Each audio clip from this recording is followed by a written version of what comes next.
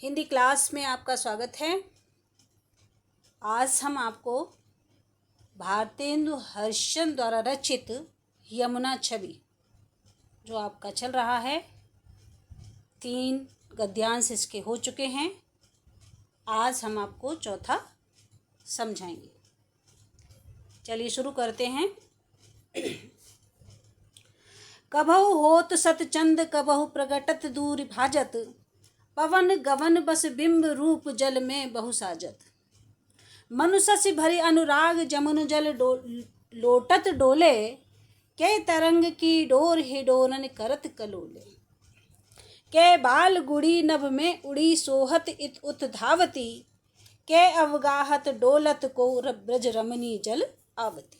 तो बच्चों, अब तक आपने पढ़ा था कि यमुना के किनारे जो तमाल के वृक्ष हैं वो कैसे लग रहे हैं, उनके सौंदर्य का वर्णन अभी तक आपने पढ़ा। और उसके बाद यमुना के जल में जब चंद्रमा की परछाई पड़ रही है तो वो कैसी लग रही है, उनके सौंदर्य का वर्णन अभी तक आपने पढ़ा। अब आगे आप वही देखेंगे कि यमुना के जल में, यमुना के स्वच्छ जल में जब चंद्रमा का प्रतिबिंब पड़ रहा है तो वो कैसा लग रहा है यानी वो कैसी क्रियाएं कर रहा है, कैसा प्रतीत हो। यानी कवि ने यहाँ पर यमुना के स्वच्छ जल में पड़ती हुई चंद्रमा की परछाई का बहुत ही रमणीय वर्णन किया है। तो संदर्भ आपका वही रहेगा। प्रसंग में आप यही लिखेंगे कि प्रस्तुत पंक्तियों में हवा से हिलते हुए यमुना जल में डोलते हुए चंद्रमा के प्रतिबिंब का बहुत ही सुंदर चित्रण किया गया है। चलिए हम मीनिंग देखते हैं। कबहु, कबहु माने कभी, होत माने हो जाता है, सत माने सैकड़ों, चंद माने चंद्रमा, कबहु माने कभी, प्रकटत माने प्रकट हो जाता है, दूरी माने छिप जाता है, पवन गवन बस, पवन माने हवा, गवन माने चलने से, बस माने कारण, हवा के चलने के कारण, बिंब यानी वही चंद्रमा का प्रतिबिंब, चंद्रमा की छाया, बहु माने बहुत सारे, साजत माने सुंदर लग रही है, मनु मानो, शशि चंद्रमा, अनुराग भरी, अनुराग भरी यानी प्रेम से भरकर, अनुराग माने होता है प्रेम, जमुन जल लोटत डोले, लोटत माने लेटता फिर रहा है, तरंग की डोर, तरंग यानी जो यमुना के जल में जो लहरें उठ रही हैं उसको तरंग बोला गया है। हिडोरन, हिडोरन का मतलब होता है बच्चों, जो बच्चों छोटे बच्चों को लिटाकर उसमें झुलाते हैं यानी पालना, ठीक है। हिडोरन माने पालना। करत कलोले, कलोले माने होता है गतिशील होना या हिलना डुलना, ठीक है। के या फिर ऐसा लग रहा है, ये बच्चों के लगा हुआ है इसमें, ये संदेह है, और जहाँ मनु लगा हुआ है वहाँ उत्प्रेक्षा है। के बाल गुड़ी, बाल गुड़ी का मतलब होता है बाल माने बच्चे, गुड़ी माने पतंग, बच्चे की पतंग, नभ माने आकाश, सोहत माने सुशोभित हो रही है, इत उत इधर उधर, धावती माने दौड़ती हुई, के यानी अथवा या ऐसी लग रही है, कैसी, अवगाहत, अवगाहत माने होता है बच्चों स्नान करना, डोलत माने घूम रही है, को माने कोई, ब्रज रमणी यानी ब्रज की युवती या ब्रज की स्त्री। चलिए अब इसका व्याख्या देखेंगे। कबहु होत सतचंद कबहु प्रगटत धूरि भाजत, पवन गवन बस बिंब रूप जल में बहु साजत। तो बच्चों गवन बस यानी हवा के चलने से, हवा के चलने के कारण पानी में चंद्रमा की जो परछाई है, चंद्रमा का जो प्रतिबिंब है वो अनेक रूप धारण कर लेता है। हवा के चलने के कारण पानी में चंद्रमा का जो प्रतिबिंब है वह अनेक रूप धारण करता है। तो कैसा कैसा लग रहा है वो यहाँ कवि ने यहाँ पर बताया है। कबहु होत सतचंद यानी कभी चंद्रमा सैकड़ों की संख्या में दिखाई देता है और कभी छिप जाता है। दूरी माने छिप जाना। कभी तो चंद्रमा सैकड़ों की संख्या में दिखाई देखने लगता है। बच्चों, सैकड़ों की संख्या में कैसे हो जाता है? एक ही चंद्रमा सैकड़ों कैसे दिखाई दे रहा है? क्यों? क्योंकि जो हवा चल रही है और हवा के चलने से जो यमुना का जल है वो हिल रहा है, गतिशील हो रहा है, और हिलने के कारण चंद्रमा की प्रतिबिंब भी हिल रहा है। तो चंद्रमा का जब प्रतिबिंब हिल रहा है तो वो कई रूपों में दिखाई दे रहा है, हिलता हुआ कई रूपों में दिखाई दे रहा है। तो कभी तो प्रकट हो जाता है और कभी छुप जाता है। हवा के कारण चंद्रमा की हिलती हुई परछाई ऐसी प्रतीत होती है मानो मनु ससी भरी अनुराग जमुन जल लोटत डोले।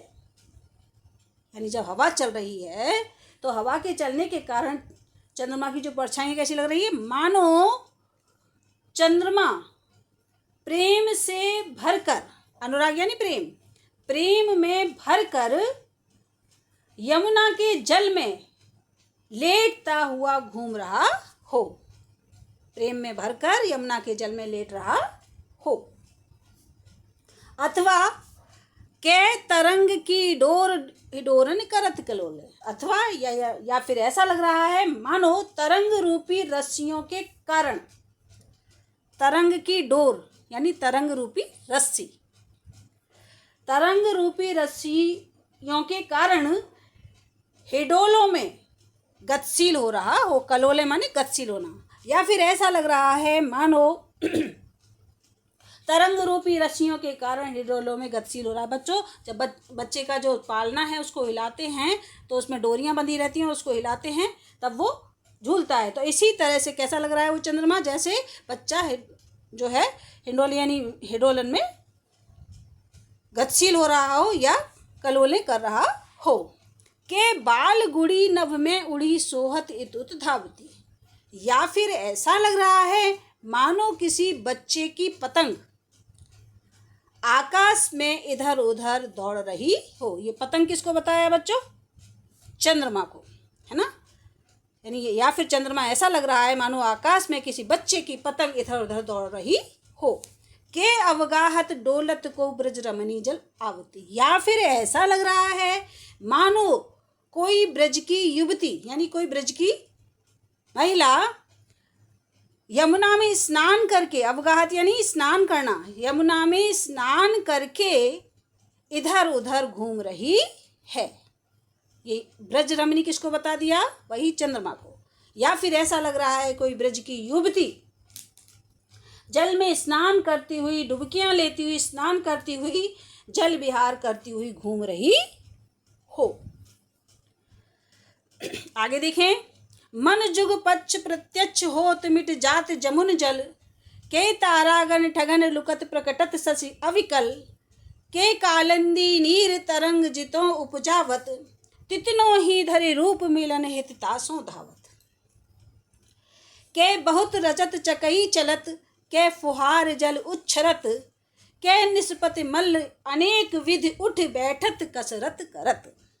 देखिए बच्चों, वही चंद्रमा का इसमें भी वर्णन है कि चंद्रमा का प्रतिबिंब जब जब यमुना का जल तरंगित होता है यानी हिलता है तब तक वो कैसा लग रहा है। कौन? चंद्रमा का जो प्रतिबिंब है जो यमुना के जल में पड़ रहा है। मनु माने मानो, जुग यानी दोनों, पक्ष होते हैं बच्चों। ये जो पक्ष होते हैं हिंदी महीनों में दो पक्ष होते हैं महीने में, कृष्ण पक्ष और शुक्ल पक्ष, तो उसी को बोला गया है। जुग माने दोनों, पक्ष माने पक्ष, शुक्ल पक्ष और कृष्ण पक्ष। प्रत्यक्ष होत, प्रत्यक्ष कभी प्रत्यक्ष हो जाता है, मिट और कभी मिट जाता है। जमुन जल यानी यमुना के जल में। के या फिर ऐसा लग रहा है तारागण यानी तारों का समूह, ठगन यानी ठगने के लिए, प्रकटत यानी कहीं प्रकट होता है, शशि माने चंद्रमा, और अविकल माने पूर्ण, पूर्ण चंद्रमा।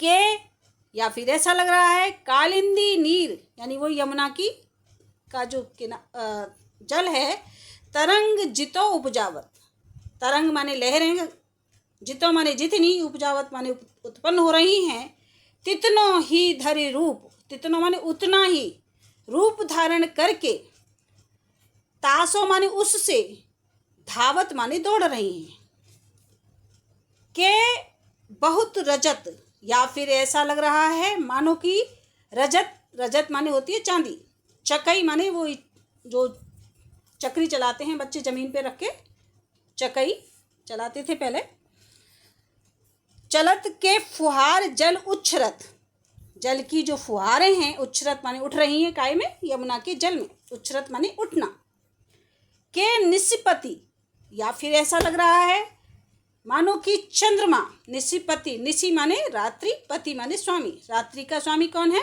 चंद्रमा, और दिन का स्वामी कौन है, सूर्य, तो निशिपति माने हो गया चंद्रमा। मल्ल, मल्ल माने होता है बच्चों पहलवान, अनेक विधि यानी अनेक प्रकार से, उठी बैठत, उठकर और बैठकर, कसरत करत यानी व्यायाम कर रहा हो या कसरत कर रहा हो। तो चलिए अब उस पे व्याख्या पे आते हैं। इसका जो प्रसंग रहेगा तो प्रस्तुत पंक्तियों में यमुना जल में छिपते और प्रकट होते हुए चंद्रमा के प्रतिबिंब का बहुत ही रमणीय वर्णन हुआ है। चलें। मन जुग पच्छ प्रत्यक्ष होत मिट जात जमुन जल, के तारागण ठगन लुकत प्रकटत शशि अविकल। यमुना के चंचल जल में पूर्णिमा के चंद्रमा का प्रतिबिंब पड़ रहा है। ये मैंने आपको पहले ही बताया कि पूर्णिमा की रात हो रही है, और पूर्णिमा की रात हो रही है तो उस पूर्णिमा का जो चंद्रमा है, जो पूरा गोल निकला हुआ है, उसका प्रतिबिंब गंगा के स्वच्छ, उसके यमुना के स्वच्छ जल में पड़ रहा है। तो वो जो प्रतिबिंब है कैसा प्रतीत हो रहा है, मन जुग पच्छ प्रत्यक्ष होत मिट जात जमुन जल। इस दृश्य को देखकर कवि ने अनेक उत्प्रेक्षाओं और संदेहों का वर्णन किया है। यानी बार बार आया ना, कैसा लग रहा है, कैसा, तो ये क्या है, संदेह अलंकार है। ऐसा प्रतीत होता है मानो, मनु माने मानो, चंद्रमा दोनों पक्ष क्या, कृष्ण पक्ष और शुक्ल पक्ष, ऐसा प्रतीत होता है मानो चंद्रमा दोनों पक्षों में उदित होकर, प्रत्यक्ष होते यानी उदित होकर यमुना के जल में विलीन हो जाता है। मिट जाती यानी विलीन हो जाना या मिट जाना। तो ऐसा प्रतीत हो रहा है मानो चंद्रमा दोनों पक्षों में उदित होकर यमुना के जल में विलीन हो जाता है। के तारागण ठगन लुकत प्रकटत शशि अविकल, या फिर ऐसा लगता है मानो तारों के समूह को ठगने के लिए पूर्ण चंद्रमा, अविकल यानी पूर्ण चंद्रमा लुका छिपी कर रहा हो। लुका छिपी का मतलब कभी दिखता है और कभी छिप जाता है। के कालिंदी नीर तरंग जितनो उपजावत, तितनो ही धरि रूप मिलन हित तासो दावत, या फिर ऐसा लग रहा है मानो यमुना अपने जल में जितनी लहरें प्रकट करती है, चंद्रमा उतने ही रूप धारण करके उससे मिलने के लिए उसके पीछे दौड़ रहा हो। के बहुत रजत चकई चलत के फुहार जल उच्छरत, या फिर ऐसा लग रहा है मानो जल के भीतर चांदी की अनेक चकई चल रही हैं, रजत चकई, या फिर ऐसा लग रहा है मानो यमुना के जल के भीतर बहुत सारी चकई चल रही हैं, अथवा जल की फुहारें उठ रही हैं, फुहार जल उच्छरत, अथवा ऐसा लग रहा है मानो जल की फुहारें उठ रही हों।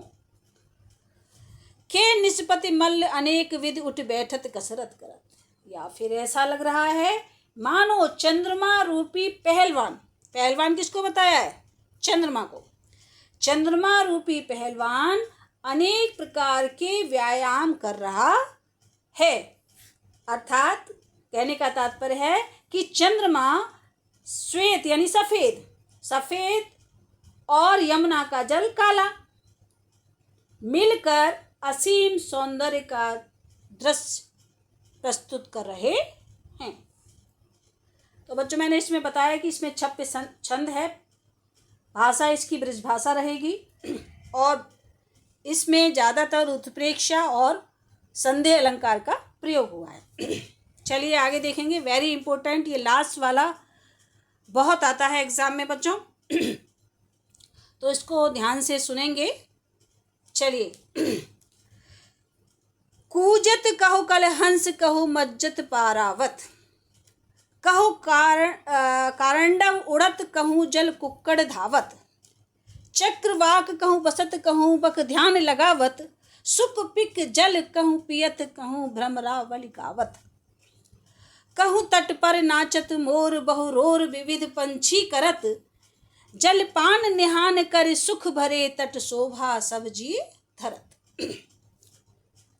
तो यहाँ बच्चों वही यमुना के सौंदर्य का वर्णन तो हो ही रहा है। अब यमुना के किनारे बहुत सारे पक्षी हैं, वो कलरव कर रहे हैं, उनकी आवाज़ें आ रही हैं, तो उसके सौंदर्य का यहाँ बहुत ही अच्छा वर्णन किया गया है। कवि ने यहाँ यमुना के किनारे अथवा उसके जल में विहार करते हुए अनेक प्रकार के पक्षियों का बहुत ही सुंदर वर्णन किया है। चलिए पहले शब्द अर्थ जान लेते हैं। कूजत यानी कूक रहे हैं, कहूँ माने कहीं पर, कल हंस, कल हंस का मतलब राजहंस, मज्जत यानी नहाते हैं, स्नान करते हैं, पारावत, पारावत माने होता है बच्चों कबूतर, कारंडव, कारंडव यानी एक प्रकार का हंस है, यानी हंस की ही एक वो है वैरायटी, जल कुक्कड़ यानी जल मुर्गे, कुक्कड़ यानी मुर्गा, धावत माने दौड़ रहे हैं,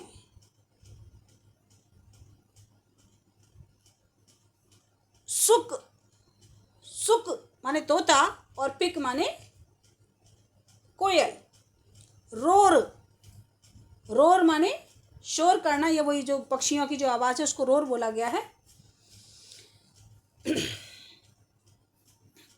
चलिए व्याख्या देखते हैं।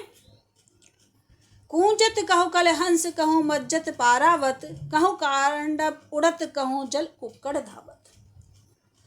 तो यमुना के जल में कहीं राजहंस कूंजते हुए विहार कर रहे हैं, यमुना के जल में कहीं राजहंस कूंजते हुए विहार कर रहे हैं, तो कहीं पर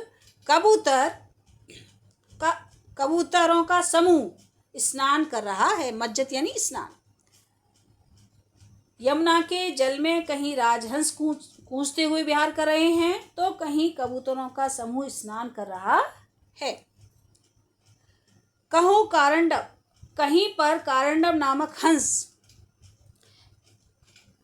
उड़ते दिखाई पड़ रहे हैं, तो कहीं पर जल मुर्गे दौड़ते हुए दिखाई पड़ रहे हैं। कहीं कांडव नामक जो हंस है वो उड़ रहा है और कहीं जल मुर्गे उड़ रहे, धावत यानी दौड़ रहे हैं। चक्रवाक कहूँ बसत, कहीं पर चक्रवाकों के जोड़े जल विहार करते हैं। चक्रवाक बच्चों एक पक्षी होते हैं, चकवा और चकवी, ठीक है। तो ये जो चकवा और चकवी हैं वो बच्चों रात में बिछुड़ जाते हैं और दिन में ये मिलते हैं, तो वही चक्रवाक, उन्हीं को बोला गया है चकवा और चकवी। चक्रवाह कहूँ बसत, कहीं पर चकवा और चकवी के जोड़े जल विहार करते दिखाई दे रहे हैं। बक ध्यान लगावत, और कहीं पर बगुला अपना ध्यान लगाए हुए, बच्चों बगुला क्यों ध्यान लगाता है, क्यों एक टांग पे खड़ा हुआ ध्यान लगाता रहता है बच्चों, ये बड़ा चालाक होता है बगुला, वो एक पैर पर खड़ा हो जाता है और ध्यान से आंखें बंद करके खड़ा हो जाता है। तो सब समझते हैं इसका कोई ध्यान ही नहीं है, लेकिन उसको इंतजार क्या रहता है, मछली का। जब भी मछली आती है उसके पास तो तुरंत वो उसको पकड़ लेता है और खा लेता है। तो कहूँ बक ध्यान लगावत, तो कहीं मछलियां पकड़ने के लिए एक टांग पर बगुला ध्यान लगाते हुए दिखाई दे रहा है।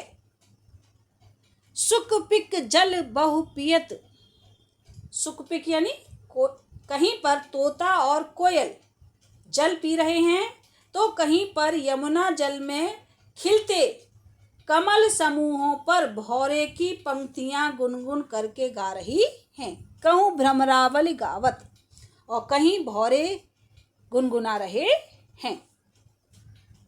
कहूँ तट पर नाचत मोर,